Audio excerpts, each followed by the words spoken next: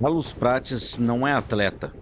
Ele bebe, ele fuma, ele curte festas com a mulherada, danças duvidosas e cativantes. E ainda assim, é uma máquina de nocautes. O cara é foda, parceiro. Olá, eu sou o Caio, você está na CFX Esportes, seu canal de lutas. Muito bem-vindos para mais um vídeo. Vamos aquecer os motores aqui, assistir todos os nocautes de Carlos Prates dentro da maior organização do mundo, que é o UFC. Vamos direto ao ponto, só peço que você deixe seu like e inscreva-se no canal. Todos os dias estamos aqui de volta, caso você tenha me esquecido, ou o algoritmo também. Não, pode voltar aqui que vai ter conteúdo novinho em folha para você. Inclusive, quando o Carlos Prates lutar, quando você acordar, porque vai ser quase que de madrugada o início do evento, a luta estará aqui. Vamos começar bonitinho aqui no Dana White Contender Series, quando o Prates enfrentou o Ramirez, que era basicamente o início dos holofotes para cima do Carlos Prates, que ele tinha vindo da maior parte das lutas que foram boas, era na parte do Muay Thai. Eu, pelo menos, já tinha visto algumas lutas muito boas do Prates e sabia que se ele pudesse fazer uma adaptação correta pro MMA, ele seria um cara perigosíssimo. Mas eu confesso para vocês que eu achava que não iria ser tão... A palavra fácil, né, acho que diz respeito até à carreira do próprio Prates e dos adversários. Mas ele fez, né, nessa luta aí que foi a primeira aqui dentro do UFC, que o Contender Series e tal, é como se fosse a tal da peneira para tu entrar no UFC. Tu não é só ganhar, tá? Tem que convencer. Então não é vencer, tem que convencer.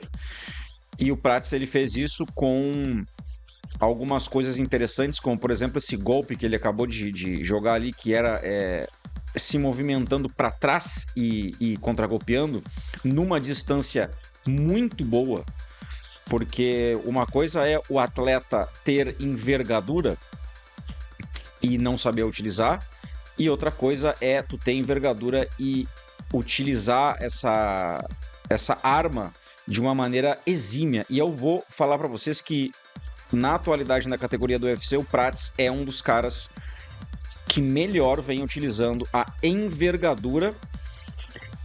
E, cara, vou falar uma coisa um pouco técnica, mas espero que você compreenda. Envergadura é uma medição, estica os braços ali, tem envergadura de braço, tem envergadura de pernas, etc e tal. Ok. Só que, principalmente nos golpes retos, né, golpes em linha de boxe, de mãos, o Prates, ele gira tão bem o tronco dele, além de mensurar a envergadura antes de jogar o golpe, que aumenta a envergadura. Porque uma coisa é tu jogar um jab ou um direto sem movimentar o tronco e esticar propriamente da maneira correta os golpes, e outra coisa é tu fazer isso de maneira errada. Então o Prates, além de medir a envergadura, ser sniper nos golpes retos, principalmente tanto de perna quanto de braço, inclusive eu diria, além de obviamente ele ter outras armas como joelhos, cotovelos, que a gente já viu que ele conseguiu nocautear com ambos golpes, que a gente vai acabar vendo aqui neste highlight. O Prates me surpreende porque ele, esse joelho que ele, ali, ele já tinha percebido, outro joelho. O Prates, ele tem essas armas fluidas. Nenhum golpe você pode compreender assim, assistindo, ou talvez se você for um analista mais exímio de lutas, ou seja, lutador, ou treino e tal, todos vocês vão concordar. Olha só, ele mexe o tronco da maneira correta, ele aumenta a envergadura. Assim, ele não aumenta a envergadura, ele utiliza da melhor maneira possível. Vamos deixar colocado assim. E isso é surpreendente, cara, porque ele teve uma adaptação rápida na trocação. Normalmente o atleta, quando ele sai do striking e ele entra pro MMA, principalmente para os maiores eventos do mundo, existem coisas que acabam tendo um pouquinho de de necessidade de adaptação. Eu diria que são as luvas, a não ser que tu seja um lutador que sempre lutou com luvas de 4 onças, que não era o caso do Prats, porque ele lutava com luvas de, eu acredito que eram 10 onças, tipo de boxe, né, Muay Thai e tal, kickboxing, enfim. E o medo, que não, a palavra não é medo, mas o receio, né, ou a necessidade de se adaptar às possíveis tentativas de queda dos adversários. Então a base muda um pouco, a maneira com a qual tu finta, tu se adapta, tu entra, tu sai, muda um pouco. É sutil, né, aos olhos de quem não tá muito ligado na parte da luta, mas quem entende um pouquinho a mais já sabe que tem que mudar bastante. Então, na minha visão, o Prats, cara, ele conseguiu masterizar isso de uma maneira rápida, inclusive, eu diria. Ele é um cara na faixa, né, pouco mais, pouco menos, de 30 anos. Ele tá... Normalmente os atletas hoje, com o treinamento que tem hoje, com a parte... Se bem que pra ele não faz muita diferença, porque o Prats é um cara que não se importa muito com alimentação. Quer dizer, com alimentação acredito que sim, mas com esse regime de atleta, de treinamento, tudo mais, de sono e tal, ele já falou que ele não gosta. E ele, digamos que peca um pouco, né? Nesses atributos que são necessários para gerar um atleta de ponta. Mas, para ele, os resultados estão vindo. A gente sabe que existem outros caras aí que são GOATs dentro do MMA, assim como o John Jones, que publicamente já falou que ele era loucaço, né? Eu digo muito mais do que o próprio Carlos Prats, que pelo menos ele tem uma régua aonde ele compreende quem ele é, ele sabe que ele tá fazendo de errado, e quando tu sabe que tu tá fazendo de errado, tu não extrapola a ponto de perder controle. Eu acho que o Carlos ele tem controle sobre o que ele faz, fora do octógono. Já o John Jones, por exemplo, que é o cara que eu tô falando, ele não tinha nem controle, né? O cara se perdia.